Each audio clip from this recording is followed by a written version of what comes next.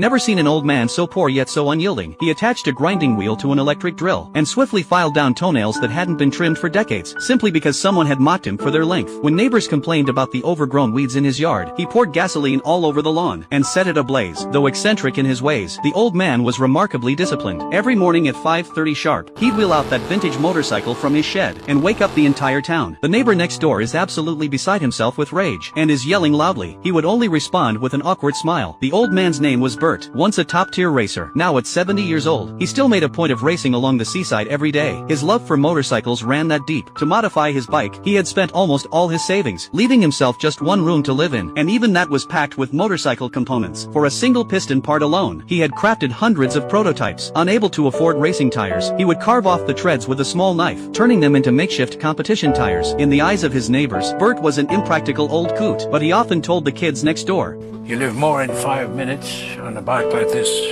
going flat out, than some people live in a lifetime." Bert had a dream, to ride his 1920 Indian motorcycle, more than 12,000 kilometers to the Bonneville Salt Flats, and compete in a speed race. But the journey was too long, and his financial situation simply couldn't support such a dream. The day was Bert's birthday. Old friends came to celebrate, and organized a fundraiser to help fulfill his dream. But just then, a biker gang burst in, and openly mocked Bert's ambition, saying he had one foot in the grave, and was just seeking attention. Refusing to back down, Bert challenged them to a race, to settle things once and for all. The next morning, the bikers put up $100, betting Bert would come in last. Soon, all the motorcycles were lined up. At the signal, everyone took off, except Bert, who stayed put. It turned out his bike needed a push start. By then, the bikers were already far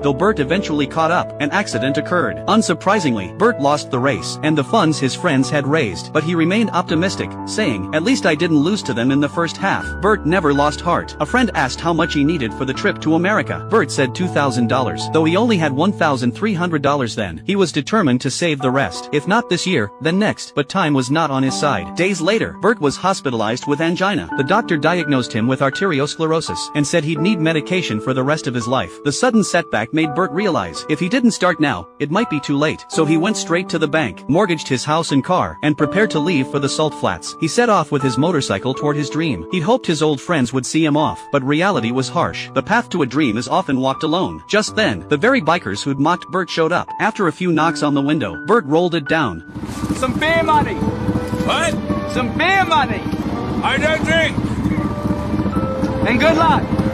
The bikers gave him a rider's salute, and escorted him to the port. Those who hold fast to their dreams always deserve respect. Short on funds, Bert could only afford a cargo ship, and worked as a temporary cook aboard, to pay for his passage. After a month of rough seas, he finally reached America. At the motel front desk, Bert met a cross-dressing clerk. He politely addressed he as Miss, and offered a flower. Delighted, the clerk gave him a member's discount. The room was decently equipped, and the environment was acceptable, except the bed was a bit wobbly. The next day, Bert found a used car dealer. After much persuasion, the dealer sold him the cheapest car, and even lent him a workshop for free. Using that space, Bert built a simple trailer hitch, went to the port to collect his shipped motorcycle, and hit the open road. Under clear skies with a gentle breeze, Bert felt exhilarated. But not long after, the trailer axle broke, causing the motorcycle to skid, and crash heavily on the roadside. In the middle of nowhere, Bert couldn't lift it alone. After a long wait, a pickup truck finally passed by. The driver, a strong Native American elder, he helped Bert lift the motorcycle, and Bert used a log to replace the damaged wheel, so he could keep moving. That night, Bert stayed at the Native American's home. They sat by the fire, talking deep into the night. When they parted the next day, the man gave Bert a lucky stone. Bert continued his journey, but needed to find a place to repair the trailer. Luckily, he met a kind elderly woman, who lent him tools to fix it. However, the exhaustion of the days took its toll. Bert's heart pain flared up again. After taking his medicine, he rested in the car, unaware it was a no parking zone. 2 patrol officers soon woke him. After questioning him, they didn't give him trouble. Instead, they were moved by his dream. Bert had always met the world with honesty and openness, and the world, in turn, had repaid him with warmth. Having traveled over 12,000 kilometers across half the globe, Bert finally arrived at his promised land at sunset. His weathered face trembled with emotion as he whispered the names of heroes who'd once broken speed records there. The next day, all competitors gathered. They brought their powerful machines to push the limits. Their bikes looked imposing and modern, while Bert's 1920 relic seemed utterly out of place. When Bert went to register, he was told he couldn't compete. Registration had closed a month earlier. Being from far away, Bert hadn't known the rules. Just then, a well-known racer named when Johnny noticed Bert. Impressed by Bert's journey, with his efforts, the organizers gave him a break and agreed to inspect Bert's car first. When Bert removed the bike's cover, everyone was stunned. The engine shield was made from a kitchen door hinge, the tires were smoothed with a knife, the gas cap was a wine cork, and it didn't even have brakes, let alone a fire suit or parachute. Officials told him the bike was unfit to race, and at 70,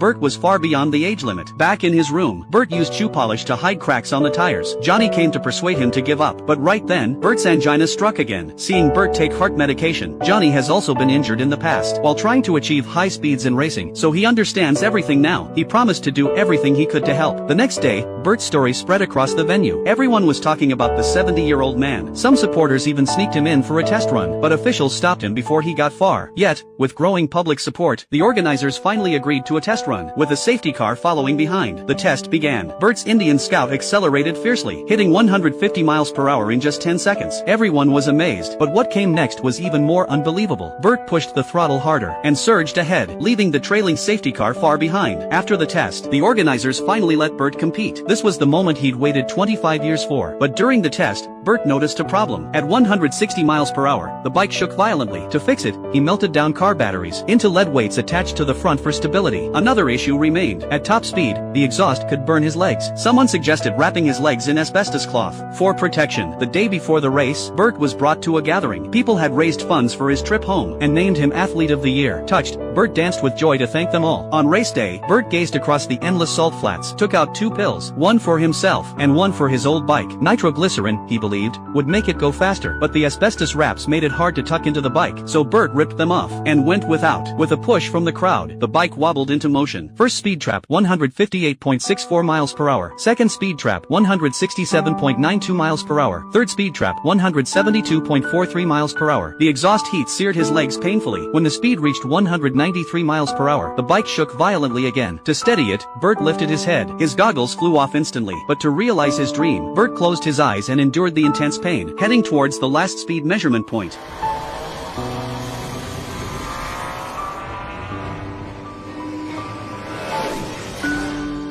What is it?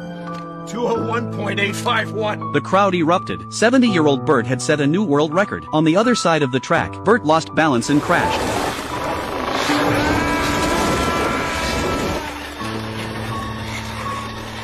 When he pulled himself free, his calf was badly burned and bloody, but on his face was no sign of pain, only the joy of a dream achieved. For those few minutes, Bert had waited 25 years. This is a true story. Bert never stopped making his bike faster. He broke the land speed record 9 times, and in 1967, set the record for modified motorcycles under 1,000 cubic centimeters, a record that still stands today. Glory never belongs to the critics, but to those who are in the arena, giving their all.